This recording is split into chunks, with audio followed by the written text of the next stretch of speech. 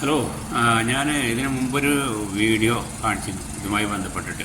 ഈ സൗദി അറേബ്യയിലും ഇത് നമ്മൾ വീട് വെക്കാൻ അതല്ലെങ്കിൽ ബിൽഡിങ് കെട്ടാനൊക്കെ അല്ലെങ്കിൽ തറ കയറുകയാണെങ്കിൽ ഒരു രണ്ടോ മൂന്നോ താഴ്ച ചെന്ന് കഴിഞ്ഞാൽ വെള്ളം കാണും. ഇതിപ്പോൾ ഒരു കുളമല്ല, ഇതിന് മുമ്പ് ഞാൻ കാണിച്ചിരുന്നു.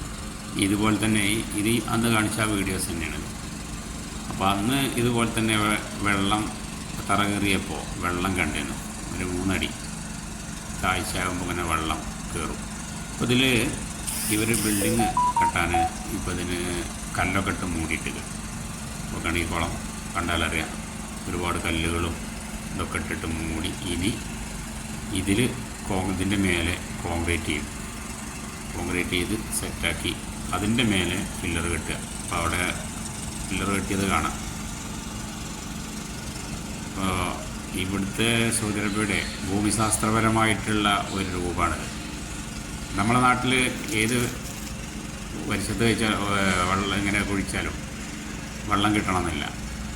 പക്ഷേ ഇവിടെ മഴ പെയ്താലും പെയ്തിട്ടില്ലെങ്കിലും ഈ ഭൂമിയുടെ കുറഞ്ഞ താഴ്ചയിൽ വെള്ളമുണ്ട്. അതിന് ഉദാഹരണമാണ് ഇത്. എവിടെ കുഴിച്ചാലും അതിൻ്റെ അപ്പുറത്തൊക്കെ ബിൽഡിങ് കെട്ടിയിലൊക്കെ ഉണ്ട്. ഇത് കല്ലിട്ടടിച്ച് താത്തിയിട്ട് പിന്നെ അതിൻ്റെ മേലെ കോൺക്രീറ്റ് തൂർത്ത് പിന്നെ പില്ലറിട്ട് കെട്ടും.